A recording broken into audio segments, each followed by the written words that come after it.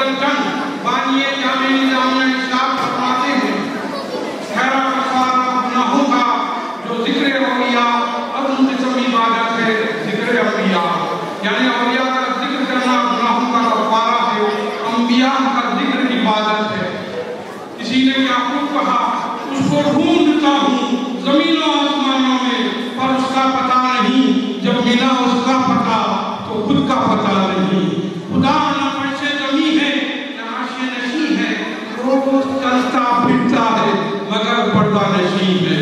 میرے پیارے پیارے آقا کے پیارے دیوانوں، اس نورانی محفل میں حضرت اللہ کے دادا پیر کا اسے مبارکہ موقع کر رہا ہے۔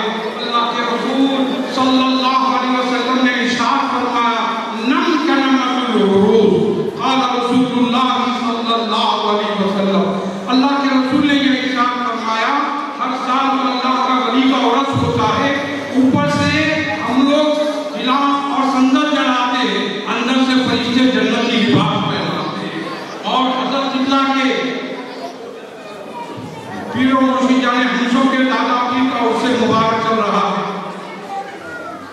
اور اللہ تعالیٰ کا ہم کروڑوں اربوں احسان ہے کہ پاک پروردگار آج بغداد کی سرزمین پر ہم لوگوں کو سننے اور سنانے کا موقع نصیب ہو رہا ہے۔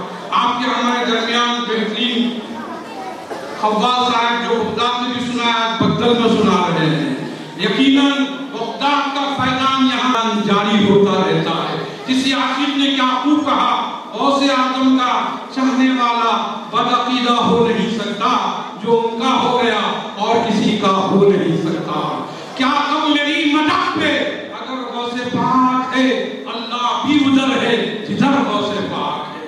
تو اسی لیے میرے پیارے پیارے آقا کے پیارے دیوانوں، یقیناً یہ بغداد سے نسبت والا مقام ہے، یہ ہندوستان کا بغداد، یقیناً بغداد کی خوشبو نظر آ رہی ہے، وہاں کی کرنیں نظر آ رہی ہے۔ یہ وجہ ایک ہی ہے کہ اللہ پاک نے اس سرزمین کو وہ نسبت عطا کی ہے، اسی لیے اس نسبتوں کی برکتوں، رحمتوں، نعمتوں کو لوٹنے کے لیے ہم اور آپ یہاں ہونے کو قبول فرمائے۔ پتی پتی پھول پھول، پتی پتی پھول پھول۔ تو میرے پیارے پیارے آقا کے پیارے دیوانوں، ہم خوش نصیب تھے، خوش نصیب ہیں، خوش نصیب رہیں گے، اسی لیے ہم کو یہ محفل نصیب ہو رہی ہے۔ اللہ تعالیٰ ایسے اللہ والوں کے ذکر سننے جمع ہونا اور ذکر کی محفل منعقد ہونا اور اس کے اندر ایسی محفل نورانی محفل میں بیٹھنا، یہ سب کے بس کی بات نہیں۔ آقا دو جہاں صلی اللہ علیہ وسلم کی بارگاہ میں ایک صحابی دوڑتے ہوئے آئے، آ کے کہنے لگے یا رسول اللہ میری بیٹی کل صبح دلہن بننے والی ہے۔ آقا نے فرمایا کیا چاہتے ہو؟ بولے عطر چاہیے عطر۔ آقا نے فرمایا شیشی خالی ہے؟ ہاں شیشی آپ نے لیا۔ اس کے بعد پسینہ نکل رہا تھا، آقا صلی اللہ علیہ وسلم اپنا پسینے مبارک شیشی میں ڈال رہے۔ آقا نے کہا جہاں صحابی رسول سے کہا تیری بیٹی دلہن کو لگا، شیشی اٹھائی اور رات بھی صبح ہوئی، کیا دیکھتے ہیں دلہن تیار ہو کے بیٹھی ہے، ایسے نازک موڑ پر صحابی رسول پسینے مصطفیٰ کی شیشی لیے ہوئے پہنچے کیا دیکھتے ہیں اس مقام پہ پہنچنے کے بعد پسینے مصطفیٰ کی اس شیشی کو نکالا، ہاتھوں پہ ملتے رہے اور اس کے بعد بیٹی دلہن کو لگاتے رہے، بیٹی دلہن کو لگاتے رہے۔ ادھر ادھر سے لوگ دیکھنے والوں نے دیکھتے رہے، سننے والے سنتے رہے، بولنے والے یہ کہہ اٹھے کہ خوشبو آ رہی ہے، مصطفیٰ نظر نہیں آ رہے۔ پتی پتی پھول پھول،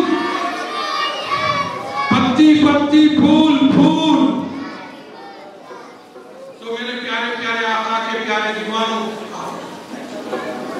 پتی پتی پھول پھول، آواز بلند کہیے تاکہ یہاں کی آواز مدینے تک پہنچے۔ پتی پتی پھول پھول۔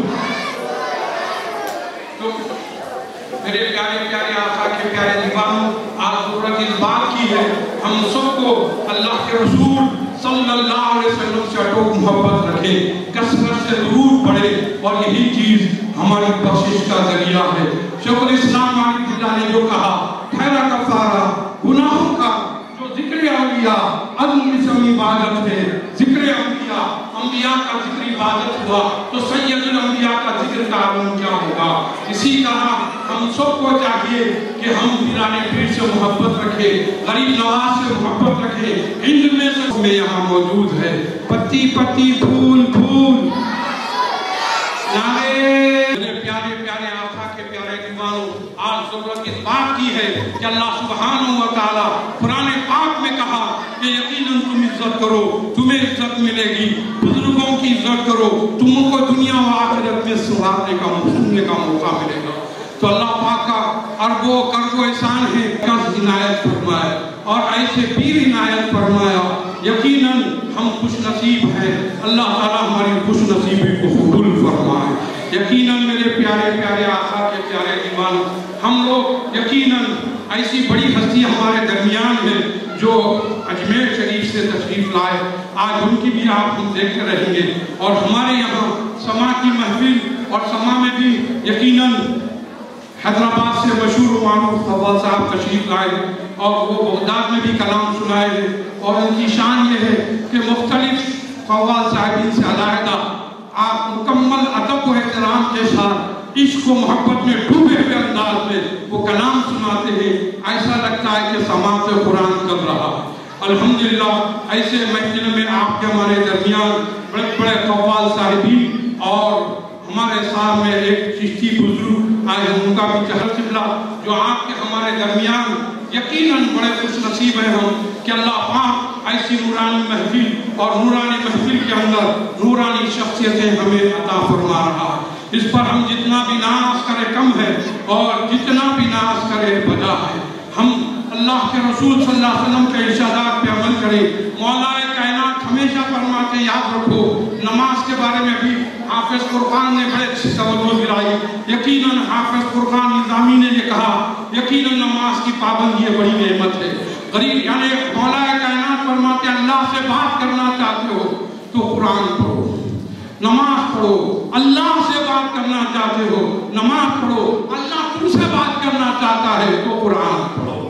یہ مولا کائنات کا فرمان ہے۔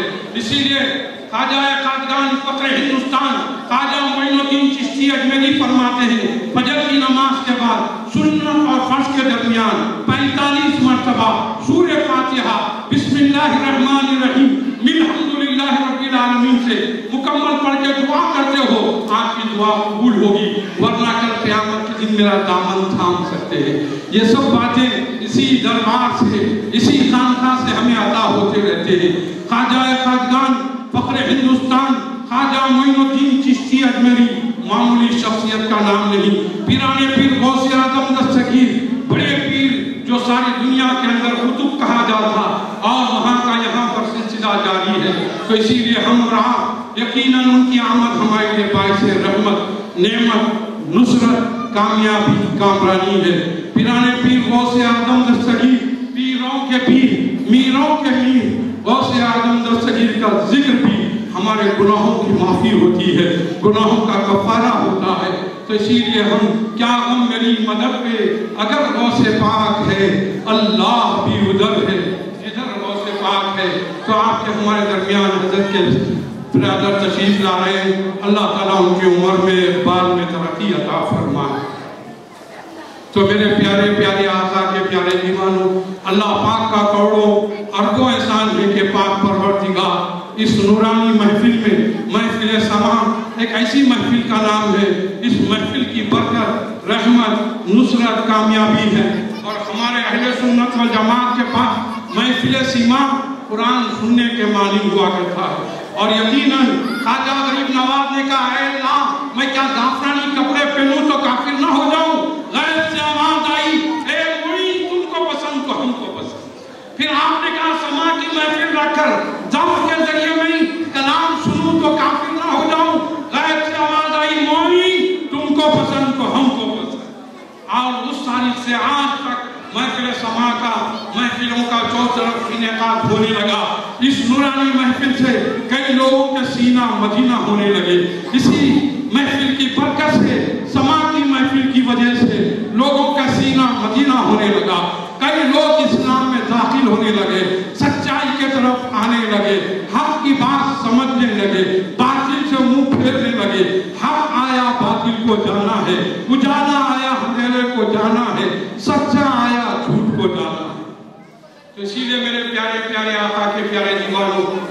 نصیب ہیں کہ اللہ پاک ایسے بڑے ولی کے عرس میں شرکت کرنے کا موقع نصیب ہوا۔ اللہ تعالیٰ سے میں دعا کرتا ہوں اللہ تعالیٰ ہمارے سنانے کو قبول فرمائے۔ وصلی اللہ تعالی علی خیر خلقہ نور عیش محمد وآلہ واصحابہ اجمعین برحمتک یا ارحم الراحمین والحمد للہ۔